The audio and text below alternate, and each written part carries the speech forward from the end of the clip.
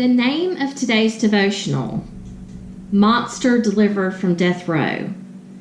You may be thinking, Jennifer, what monster are you talking about? And what judge did this?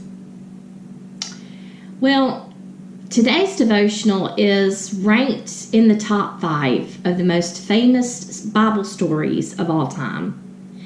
If you grew up in church like I did, this story we learned at a very early age.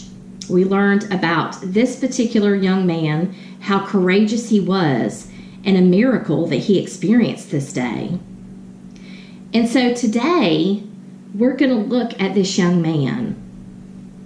We are going to look at this story through a true crime lens, which was his reality that he was experiencing.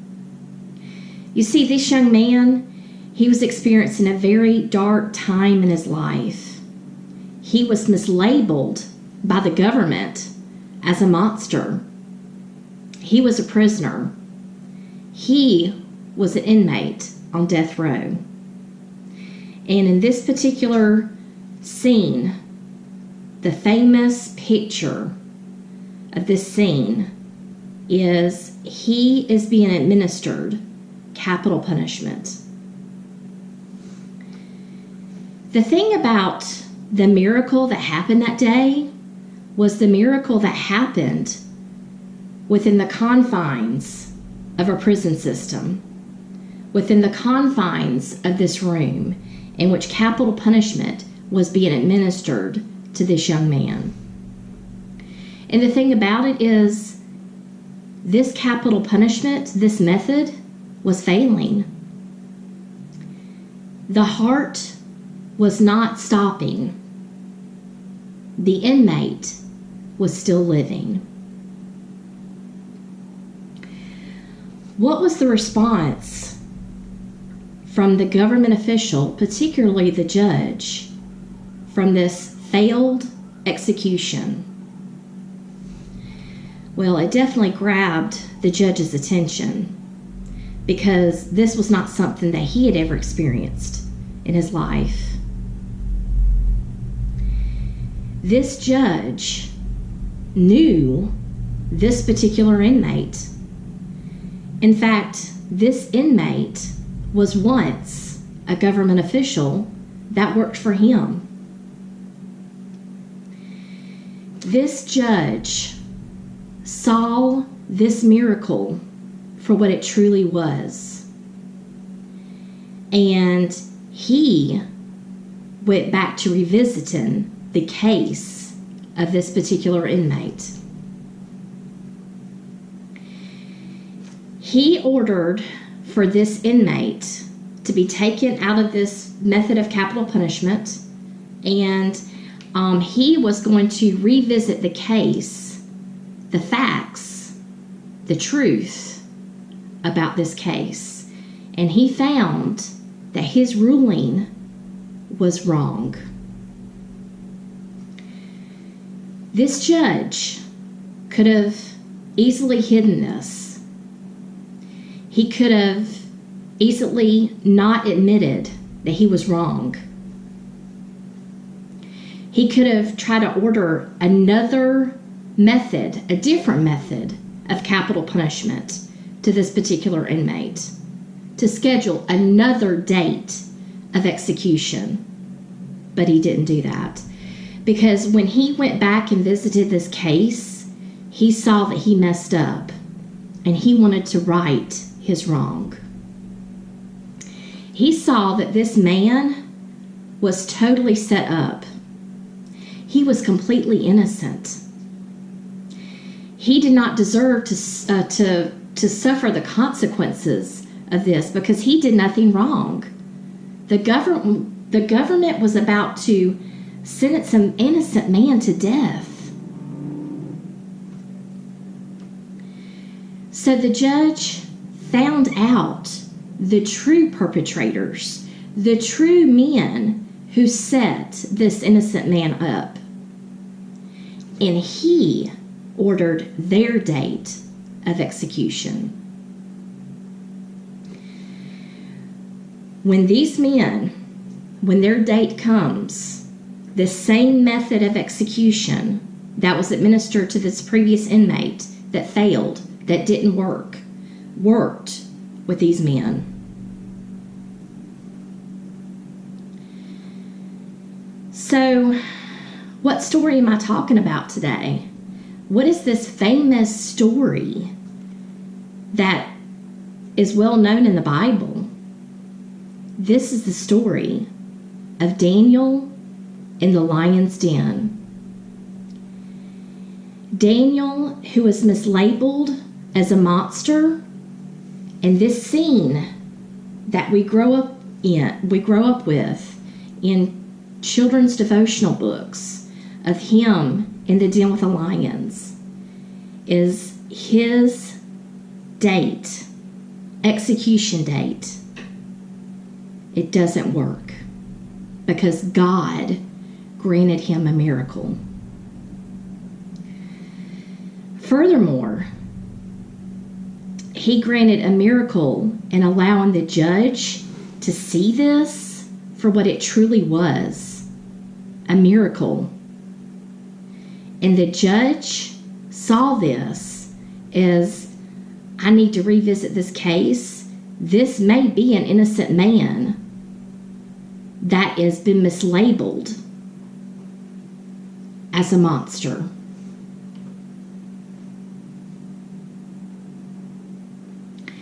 So do we see this in today's society? Do we see failed executions? Well, in 2022, last year, in America, 1 out of 3 executions are failed. They go awry. Well, we certainly don't have the method of execution like they did back in the Bible times, not in the lion's den. The method of execution that's used today is lethal injection. Why is it failing?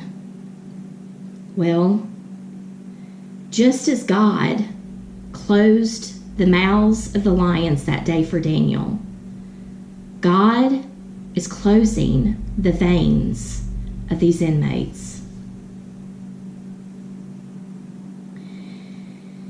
This happened to Doyle Lee Ham in 2019.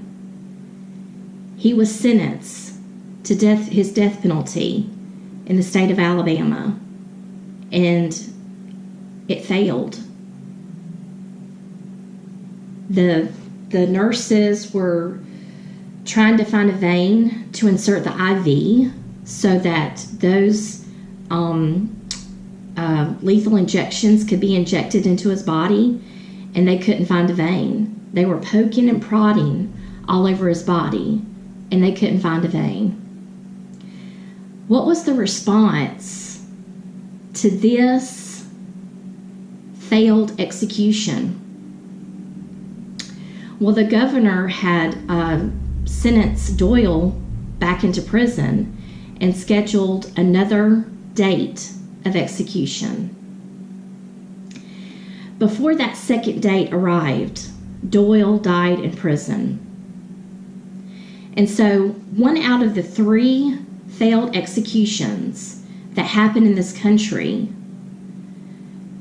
what the governors are doing, what the judges are doing, what the government officials are doing, is they are seeing this as we need to change the method. We need to bring the firing squad back. And the firing squad is when they strap the inmate down into a chair, and there's about 4 or 5 shooters, and they put a target on the inmate's heart, and then they fire. And they're seeing as we need to change the methods. But when we look in this story, if we were to hear of a governor or a judge that acted in the way that Judge Darius did this day, Judge Darius, Governor Darius, King Darius, however you want to address him, but he was the one that was in charge of making the decision after this failed execution happened. Whatever you want to call him. If we were to see that today, would we see that as this is a man of God who is actually thinking that this person is innocent? There's a possibility that we did get this wrong, and we want to really make sure that we're doing this thing right. And so we're going to go back and revisit the facts of this case. We're going to go back and revisit this case and give this our utmost attention.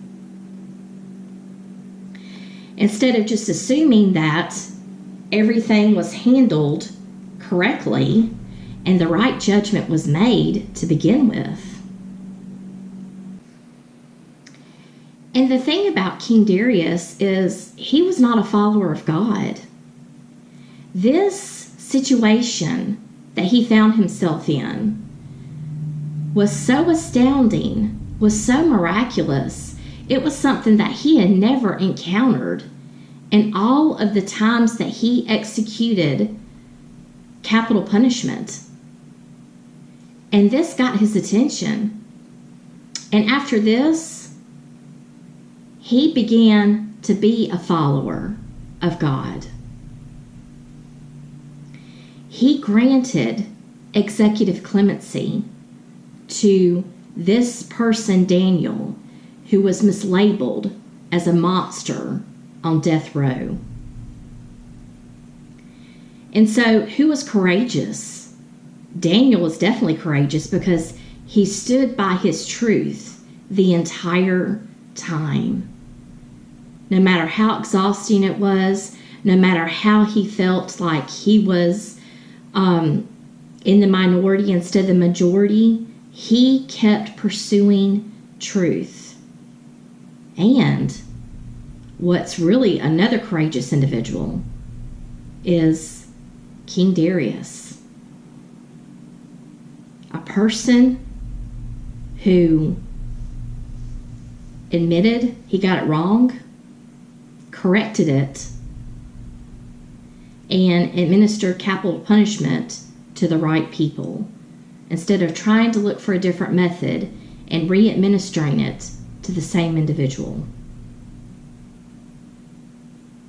So next time when we hear of an inmate, an execution that failed, may we remember this story of Daniel in the lion's den. And this inmate could be a Daniel, could be totally innocent. And let us pray that their Judge Darius, that their Governor Darius will right their wrong, will grant them executive clemency. That is my spiritual food for you to munch on the rest of the week. I can't wait to see you next time.